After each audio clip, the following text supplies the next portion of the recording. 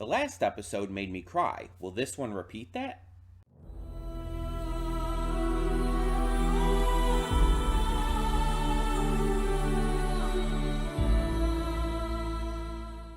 Hey everyone, welcome to Princess Gay. I'm your host Connie, and today we are here with episode 5 of Hazbin Hotel. We are officially entering the second half of the series because unfortunately, or of the season I should say. Unfortunately, the season is only 8 episodes long. It really sucks that it seems like most shows these days are getting such a small amount of episodes ordered. But it just seems to be the norm, especially in streaming. Luckily, there are shows that are still getting larger orders, like more close to 20 or more episodes, such as Moon Girl and Devil Dinosaur. But if it's like a streaming specific show, it's more than likely only going to get around 6 to 10, depending on the series. And it's really unfortunate, but it does make things a little more complicated in terms of feelings for me, because I am starting to pre-record these and everything, and I'm doing 2 a week at this point, which basically just means the week I'm recording this, I'm recording episodes 5 and 6, and then I'm going to do 7 and 8 the next week. Obviously, you're still seeing these once a week, but that's how I'm recording, because I want to avoid spoilers, but at the same time, I don't want to rush through it too much, because this is a series I want to have staying power. And I'm not going to get into this big old rant about that. I did that on the Discord already, about how the binge model is abysmal for currently airing shows, and how it actively hurts the staying power of a series. But again, I already ranted about that. I got it out of my system. I don't need to do it again here. But it's especially the case when you only have 8 episodes. When there's only 8 episodes, releasing them in batches really hurts the series. 8 weeks is not a big deal to release them weekly.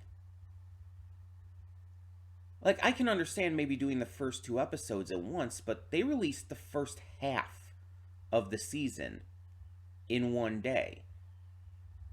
And that's just honestly not okay. And it's ridiculous at this point. But again, not going to rant about that here. Just wanted to bring it up to show that while I'm loving this series, I disapprove of how they're releasing it. And I know that's not really Vivzi's fault, that's Amazon Prime's fault. They're the ones who choose how to do all of that. I'm not blaming Vivzi or Spindlehorse or anyone on the crew of the show. I'm blaming Amazon, which is fairly easy to do, but still. But let's get into what happened last time on the show. So, last episode, like I said, made me cry. And I have rewatched the episode many times, and it still makes me cry. Especially in regards to the second song. Yeah, I know, a lot of people you would think would cry at the first song, at Poison, because it's, sad, it's depressing, it's dark. And yeah, it is all of those things, but it's the second song that makes me cry. Loser Baby is very personally effective to me. While Poison I definitely can feel for and everything, it doesn't quite get there for me in terms of, teardrops falling. But Loser Baby, again, it touches me on a very personal, emotional level. And I talked about this all last time. That's why it made me cry. Because I was personally affected by its lyrics and message. And obviously, there is always the added factor that Angel is my favorite character. That hasn't changed from the pilot, at least not so far. So, yeah, of course, I'm going to get emotional when it comes to stuff with him in the first place. But especially a song that's, literally about lifting Angel's spirits by showing that he's not alone, that he's messed up and, in a bad place in his life, but he's got company in that. It's like, yeah, of course that's going to make me cry. Last episode was really hard to watch for a lot of reasons, but it did bring it back in the end. And I really appreciate that balance that Viv Z and Spinahorse and the team really achieved there. Because they could have easily made the episode just super depressing the entire way through.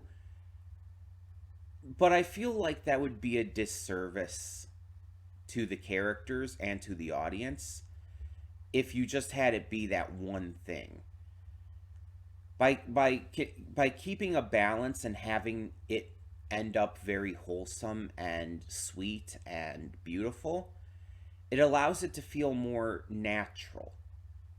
It allows the lows to feel more low and the highs to feel more high.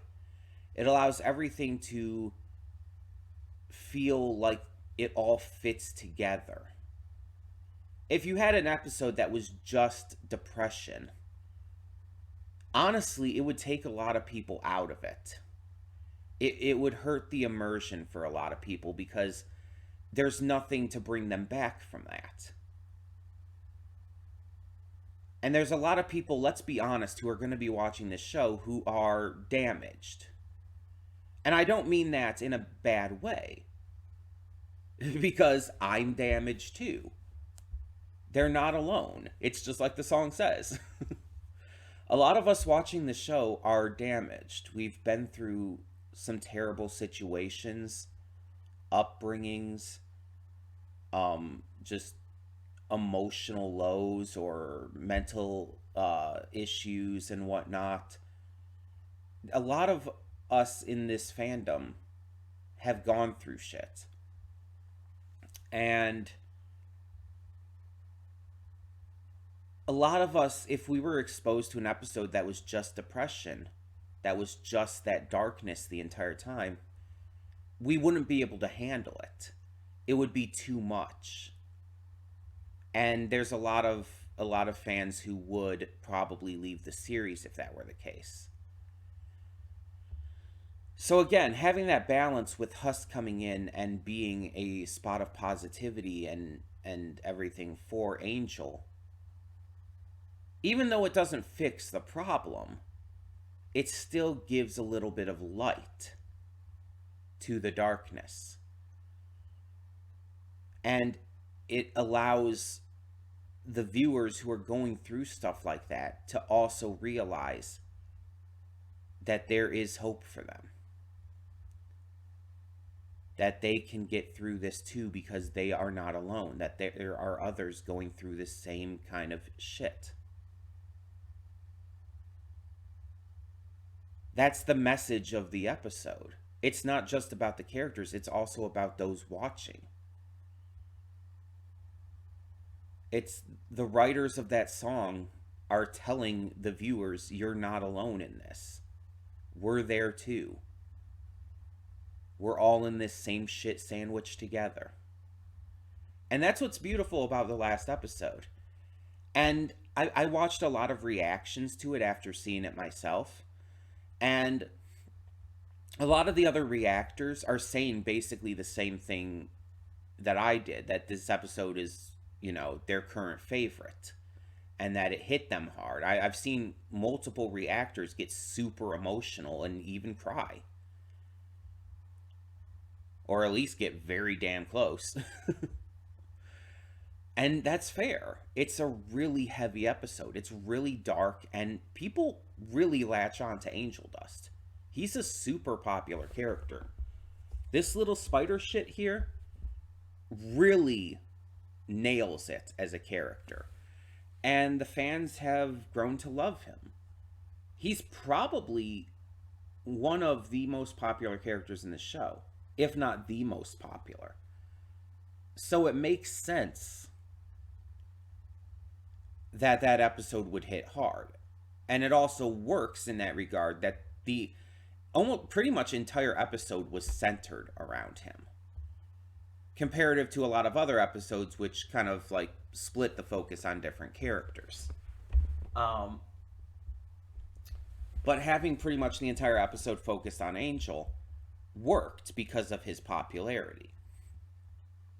And so I really hope that we get to explore a lot more with these characters, not just Angel, but all of the characters, not only as this season progresses, but into season 2 and whatnot as well. Because this series, I mean, is doing exceptionally well, and hopefully that means that it does have some level of staying power despite the issue of its release schedule. Hopefully, the fandom is able to keep it alive, even if it just through fan art and fan works like that, music even, because there's some pretty good fan music, even if I'm not a fan of all of it. Hell, keep releasing it, because it keeps the series alive, god damn it. I'm afraid that they're going to cancel this series. I am really afraid of that. You have no idea. But again, I have very high hopes for how this is going to go. And I'm just excited to see more. So we're going to skip all the rest of this hullabaloo and go straight into the reaction. So, when the screen fades to black, pause this redirect and go to the description below. Follow the link to the reaction, and after you watch it, come back here to the redirect and resume play. Because after it fades to black and then fades back in, everything from that point forward will be my afterthoughts and will contain spoilers to the episode. So, that being said, thank you so much for tuning in, and I will see you at the reaction. And we are back, and we'll begin with spoilers in 3, 2, 1, now. So, for those who might not have known, the voice of Mimsy, Sarah Stiles, was Spinell in the Steven Universe movie and Steven Universe Future. So she's no stranger to the channel in terms of voice acting. I think the Steven Universe movie is still on the channel. Though I think the reaction itself is like the audio is off on that. But I think that's still on the channel, in one way or another. Anyway, so yeah, I knew she was going to be in this as Mimsy. I just didn't know who Mimsy was as a character at all. Interesting that she and Alistair have like a history not just in hell, but in the living world too, on Earth. They actually knew each other before their deaths. That's really fascinating, actually. But kind of what's even more fascinating is that in the end, Alistair actually told her to fuck off. Because she put the hotel at risk, on purpose, too. And it's kind of being made pretty clear that Alistair is actually caring about the hotel. Now, don't get me wrong, like I said in the reaction, he still isn't fully sold on the idea of rehabilitating sinners. He's still mostly doing this for fun. He enjoys the entertainment and everything. He enjoys messing with people and seeing, shit go down. But I think he actually does enjoy it there, like genuinely, and he actually does care about what happens. And part of that may be because, it's partially his thing. Like he said, he has helped start it with Charlie. Although Vaggie was there, beforehand. Hell, even Angel was there beforehand. He did help really get things started for them. And I think he's proud of that work that he's put into this. I think that there is a certain pride to him. And So seeing Mimsy actively put all of that at risk probably bothered him a lot more than he'd be willing to say. Also, speaking of Alistair, this episode brought up something really fascinating. Husk has made the claim that Alistair is on a chain as well. Now, who that could be to is unclear. It's clearly not to Lucifer, because it's made pretty clear this is the first time Alistair and Lucifer are meeting. I wonder if it's Lilith. And my reason for that, for thinking that, is because Lilith hasn't been seen for 7 years. Charlie made that clear in episode 1. Alistair was missing for 7 years. No one knows where he went. And he's refused to elaborate, even to Zestiel, who is a friend of his, honestly. Even Mimsy doesn't know, and they're also friends. So the fact that Alistair hasn't even told his friends where he's been in the past 7 years means that it was probably something important, something big, something that he's not proud of. If he's on a chain from Lilith, that would definitely be it.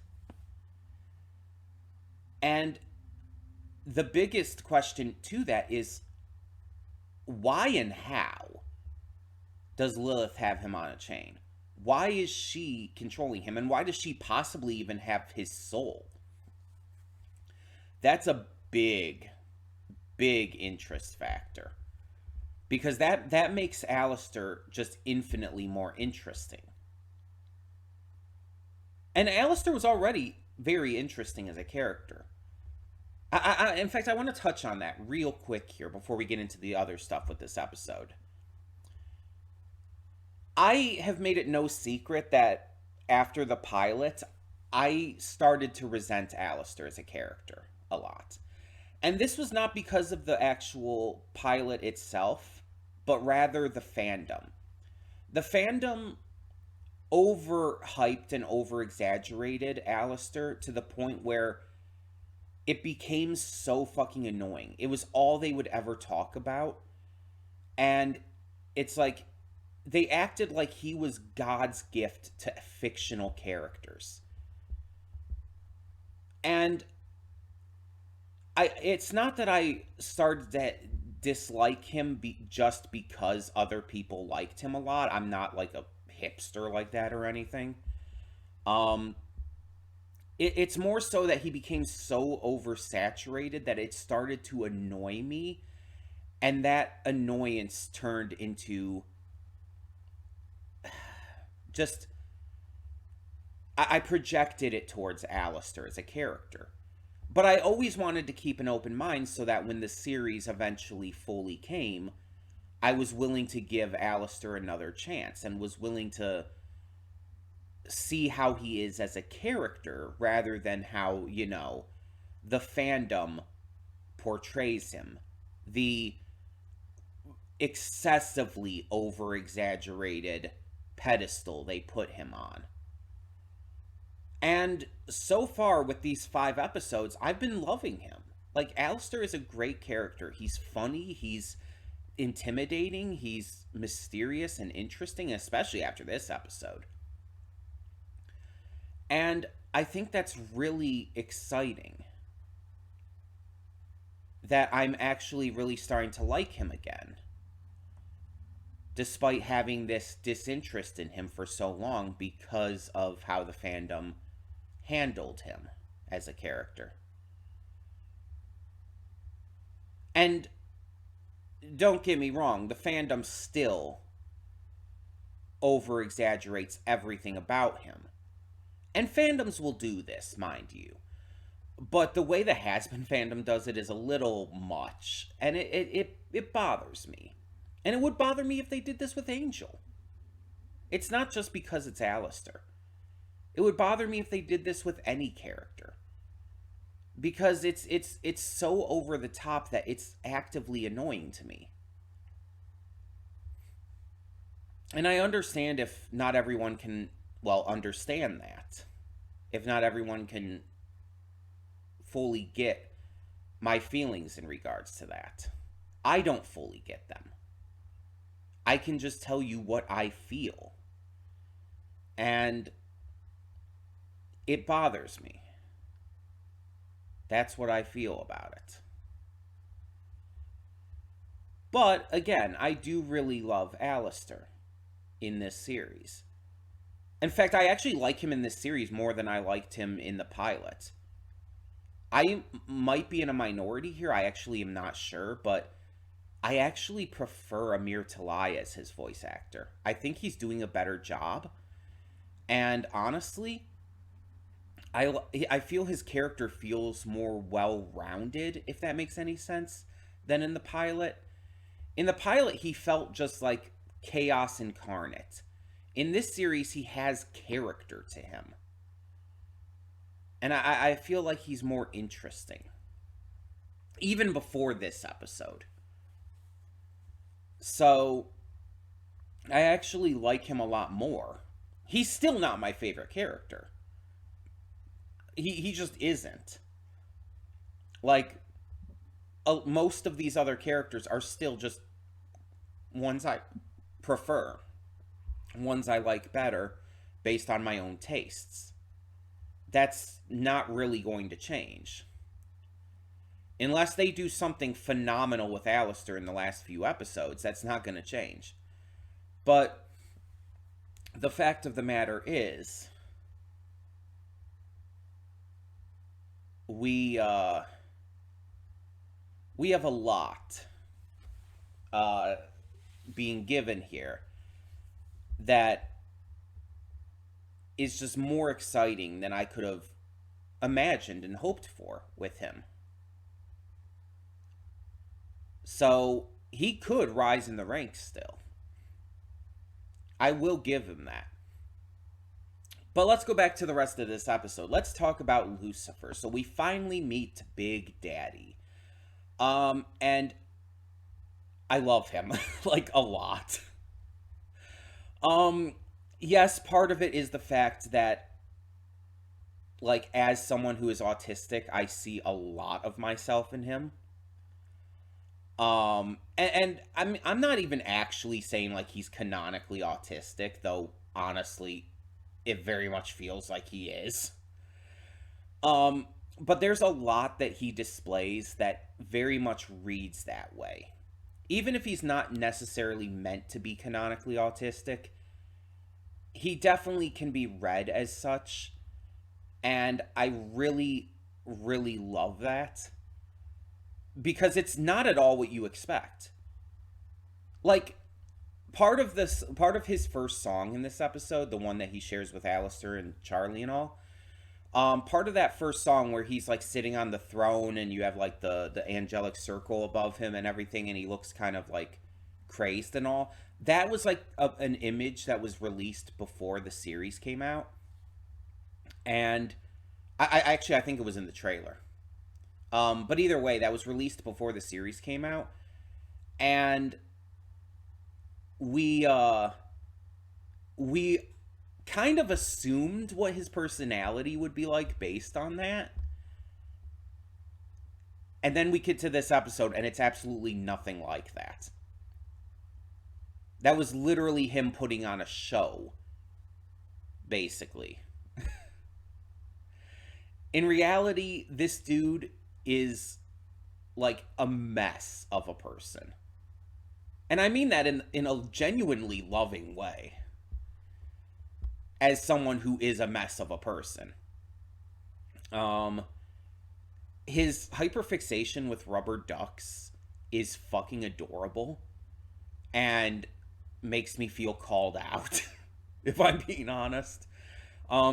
Because I've made it clear I do hyperfixate on things. I have quite a lot of ponies in my room, for example. But yeah, it's adorable, honestly. Also seeing his fear, the way he like kind of zones out at times. Um, also how his own insecurities has affected how he's treated Charlie, but we also see how much he adores her, like actively adores her. And we also see a little glimpse at Lilith as well. She comes to take Charlie away when Charlie's, hanging out with her dad during a flashback when Charlie's like, I don't know, like maybe 5. um and Lilith kind of comes across in that, like, we don't actually see her like in full detail. She's kind of like this formless force, I guess you could say. But she is very cold, it almost seems, to what's going on there. And it mentioned in episode 1 that while Lucifer lost his hope and his will to dream and everything, Lilith thrived in hell and, started, encouraging all of the sinners and demons to just, survive and thrive, and she spurred them on with her song and everything. So I'm not necessarily thinking Lilith is a villain per se, but I think that she's more of the intimidating force that we kind of assumed Lucifer was going to be.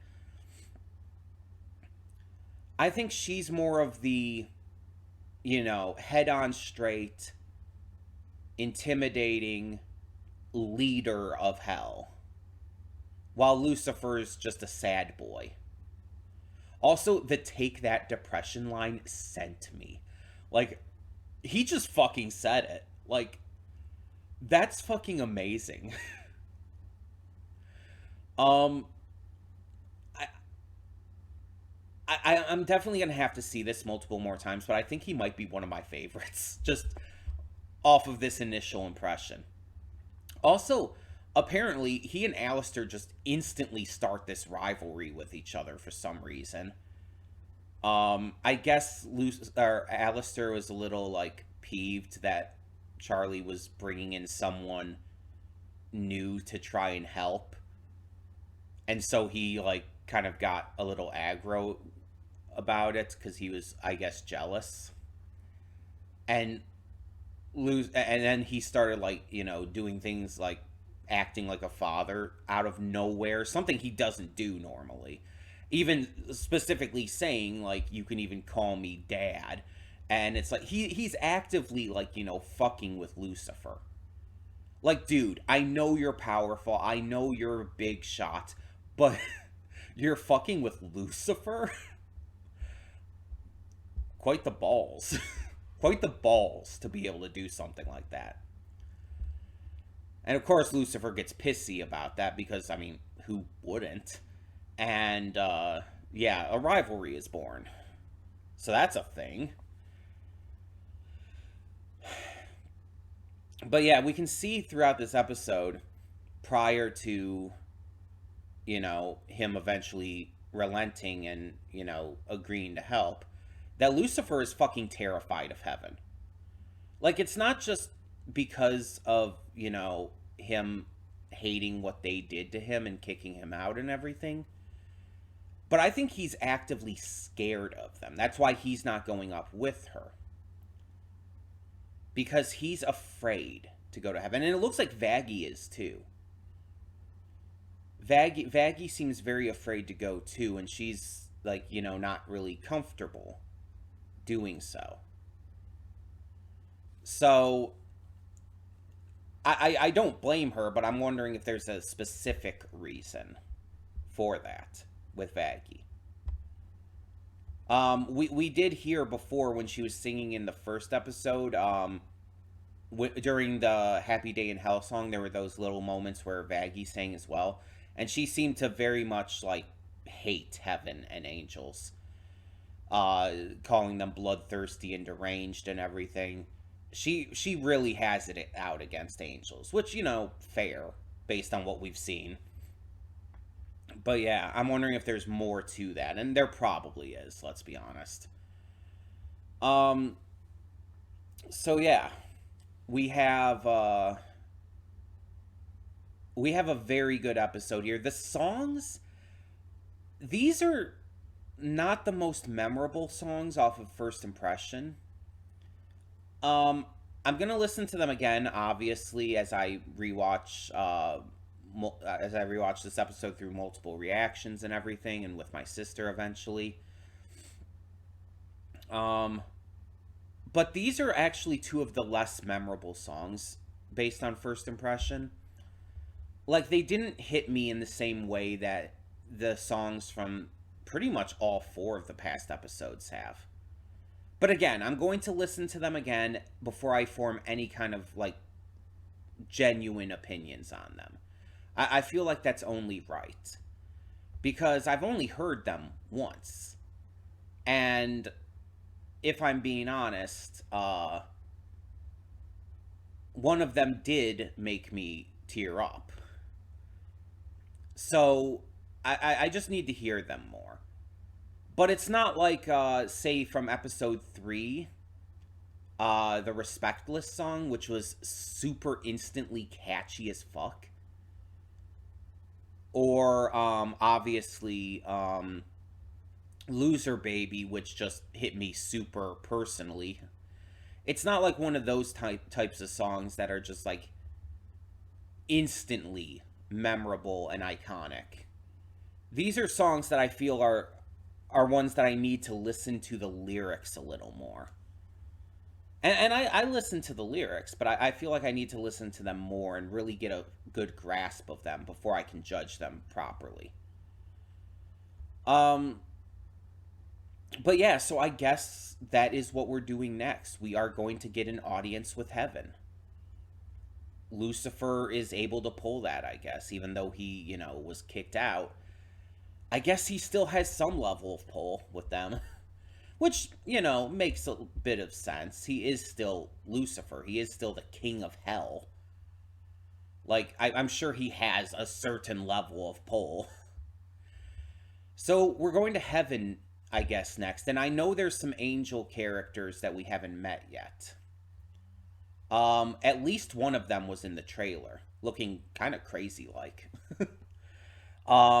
And there were definitely some figures in the first episode when it was like doing the storybook stuff at the beginning. It showed some figures of a couple of angels that looked distinct in their design, even if it was just like silhouetted figures. They still had a very distinct shape to them. And so I'm thinking like maybe we're gonna meet those characters. Um, I guess we'll have to see how that goes. Vaggie seems like she's going to be a mess the entire time, but there's a lot that I feel is going to be very interesting with this meeting. I don't think it's going to work though. That much I'm going to say right off the bat. I don't think this is going to work. It seems like it'd be too easy. Plus, then you wouldn't be able to have like this big climax at the end of the season to work towards. I mean, if it just worked, it's like that's not really a not really tension building. Like she might get someone on her side, but I don't think it's gonna like overall work. You know what I mean? I guess we'll see. I guess we'll see. I'm very excited to see more. But in the meantime, tell me in the comments below, what did you think of episode 5 of Hazbin Hotel? Let me know your thoughts, and thank you so much for tuning in. For now, I'm Connie, and I'm signing off. See y'all next time.